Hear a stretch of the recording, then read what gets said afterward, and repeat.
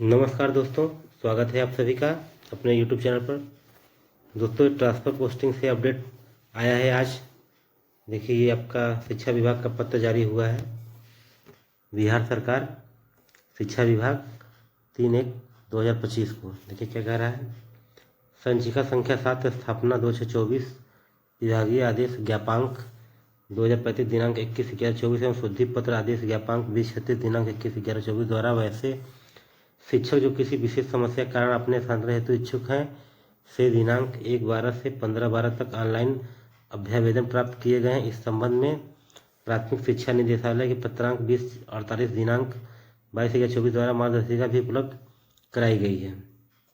कैसे कैसे आप लोग का होगा पूरा इसमें विवरण दिया हुआ है। आइए देखते हैं क्या क्या कह रहा है।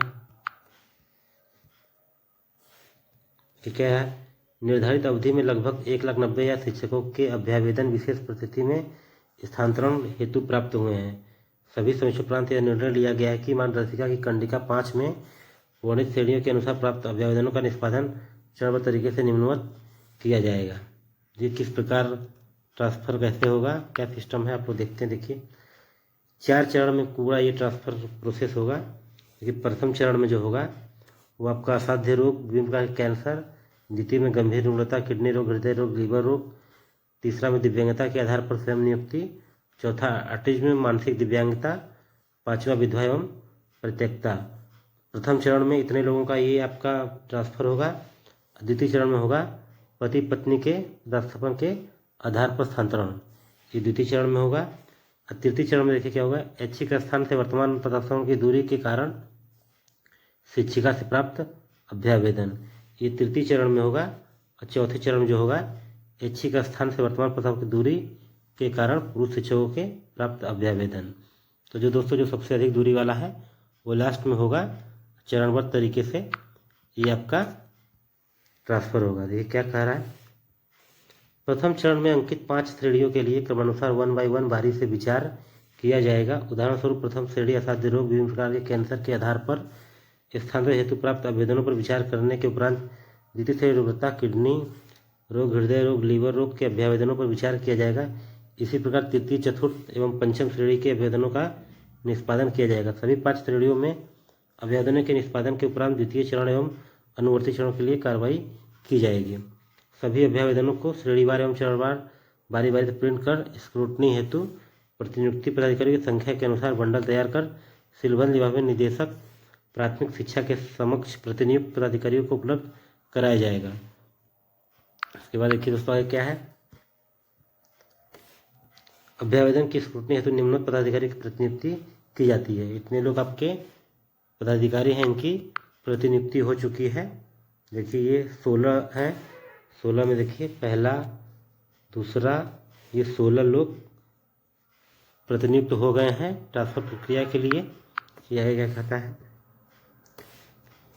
प्रतिनियुक्ति पदाधिकारी प्रत्येक अभ्यावेदन की स्वयं स्क्रूटनी करेंगे एवं संलग्न चेकलिस्ट भरकर हस्ताक्षरित कर उसे अभ्यावेदन के साथ टैग करेंगे। स्पष्ट किया जाता है कि उक्त कार्य में प्रतिनियुक्त पदाधिकारी किसी भी परिस्थिति में अपने अधीनस्थ प्रशाखा पदाधिकारी, सहायक प्रशाखा पदाधिकारी अथवा डाटा एंट्री ऑपरेटर का सहयोग नहीं लेंगे।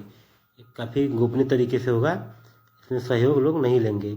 सिक्योरिटी उपलब्ध कागजात के आधार पर ही किया जाएगा एवं आवेदक से संपर्क नहीं करेंगे। स्क्रूटनी के बाद सभी अभ्यावेदनों को चेकलिस्ट सहित सीलबंद लिफाफा में बंद कर निदेशक प्राथमिक शिक्षा को उपलब्ध कराया जाएगा। प्राप्त चेकलिस्ट के अनुसार ई शिक्षा कोष में आवश्यक प्रविष्टि की जाएगी।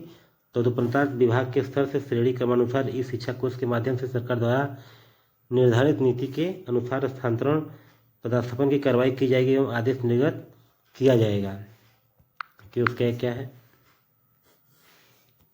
संबंधित शिक्षक अपना स्थानांतरण पदास्थापन आदेश इस शिक्षा कोष पोर्टल से अपने लॉगिन आईडी पासवर्ड से डाउनलोड कर सकेंगे।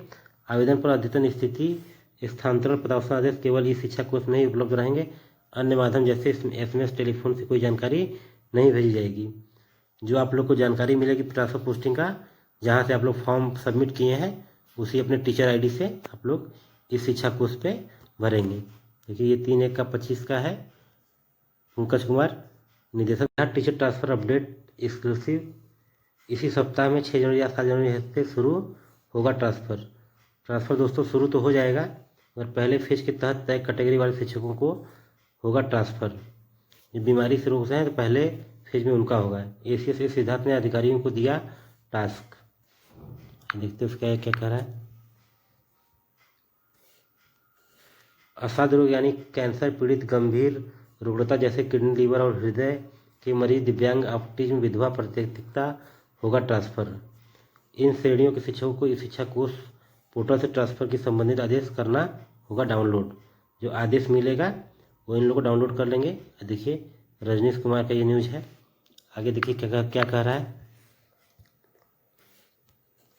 टीचर आईडी से सोमवार या मंगलवार लॉगिन करने पर मिलेगी सूचना। जो पहले फेज में है इन लोग को सूचना मिल जाएगा। इसी प्रकार दूसरे और तीसरे फेज के शिक्षकों का भी इसी महीने जनवरी में ही होगा ट्रांसफ़र।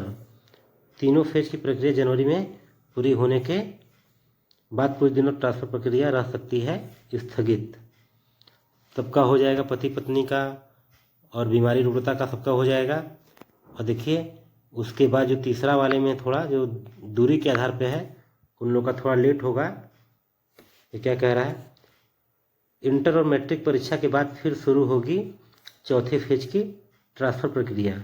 आज से ही 1600 से अधिकारियों की टीम की एक्शन में है, प्रतिनिधित्व हो गए 16 टीम। देखिए सक्षमता पास और BPSC दोनों का एक साथ होगा ट्रांसफ़र।